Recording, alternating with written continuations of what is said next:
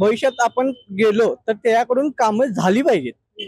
असं नको की बघूया करूया, इलेक्शन आले की येणार, आम्हाला मतदान करा, प्रचार करा आमचा.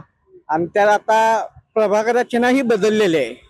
त्यानुसार एक सामाजिक बांधिलकी धरून की भविष्यात काळात त्यांना अडीअडचणीच्या काळात भले कुठलंही काम असू दे, नगरसेवक भागातला माणूस हा पहिला नगरसेवकाकडे जाणार. त्या उद्देशाने त्यांनी उद्देश ठेवून की आपण या भागात काय करू शकतो किंवा नवीन काय करू.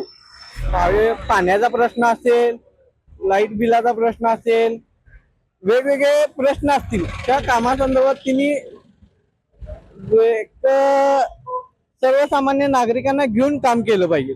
बाबा नागरिकांच्यात येऊन आणि इलेक्शन आलं म्हणून आलो प्रचाराला असं नको. तर पुढील 5 वर्षात निवडून दिल्यानंतर सुद्धा येऊन बाबा तुमची काय अडचण आहे, भागात पाणी येते का नाही वेळेवर, रस्ते व्यवस्थित आहेत का नाही, गटारी स्वच्छता होते का नाही, भागातला परिसर स्वच्छ होतोय का नाही,